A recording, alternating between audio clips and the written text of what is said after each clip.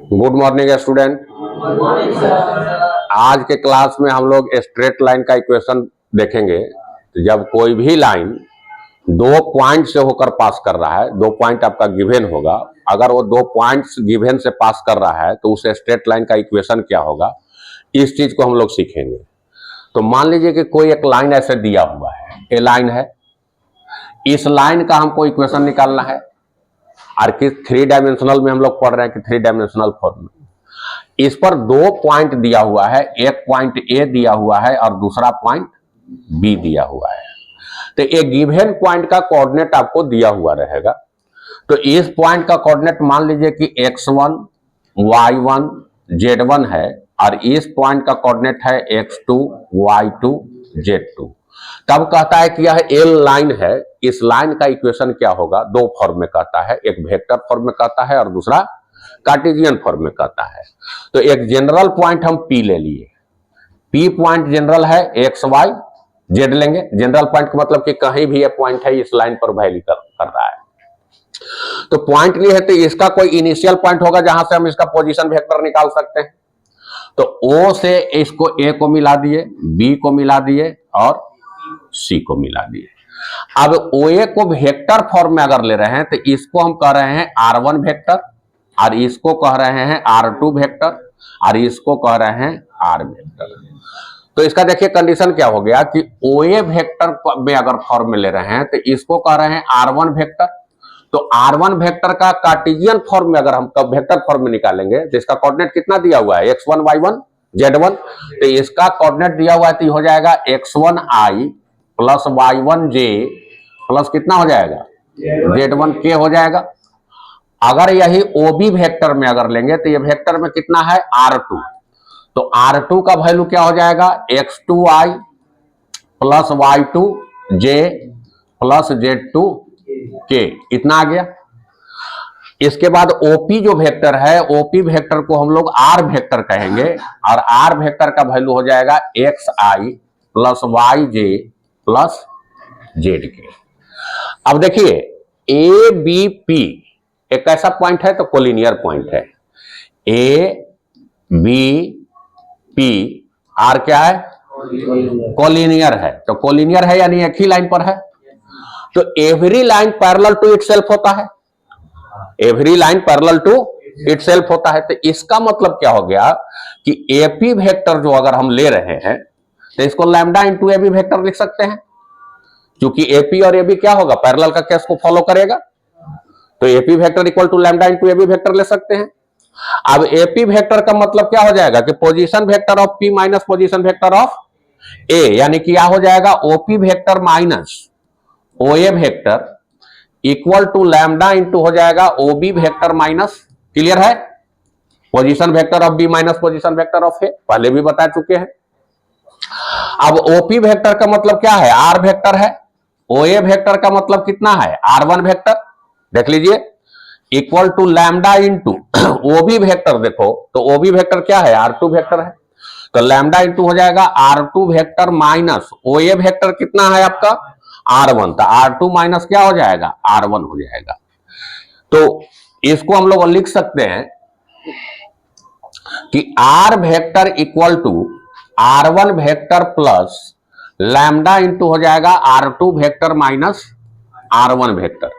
तो ये हुई चीज required equation of a straight line इन किस फॉर्म में हो गया, वेक्टर फॉर्म में हो गया। अगर दो पॉइंट दिया हुआ है तो वेक्टर फॉर्म में इसका इक्वेशन होगा R vector equal to R1 vector plus lambda into R2 minus, clear है यहां तक। अब इसी चीज को हम लोग कार्टेशियन फॉर्म में अगर लेते हैं तो कार्टेशियन फॉर्म में उसका XYZ के फॉर्म में इसका वैल्यू को रख देना है।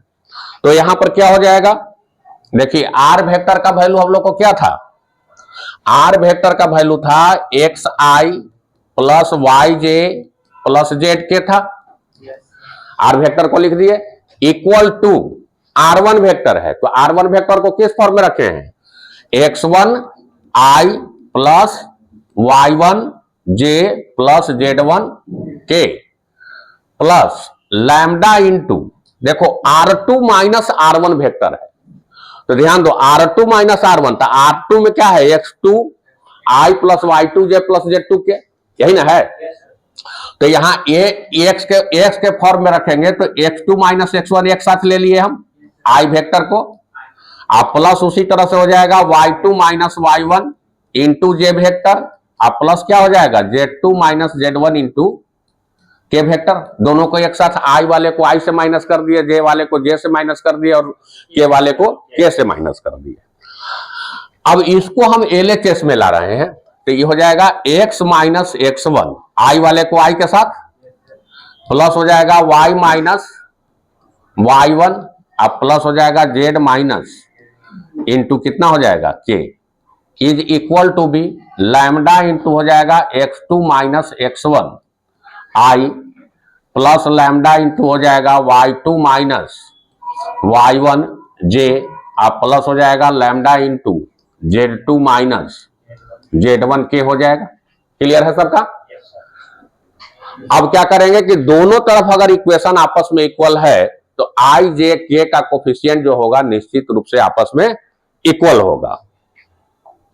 तो आई जे का कोफिशिएंट को इक्वल कर देंगे तो देखिए आई का कोफिशिएंट यहां कितना है x माइनस x1 है इक्वल टू यहां देखिए आई का कोफिशिएंट लैम्डा इंटू कितना है लैम्डा इंटू है x2 माइनस x1 तो इसको और लिख सकते हैं कि x minus x1 by x2 minus x1 is equal to भी क्या हो जाएगा लैम्डा।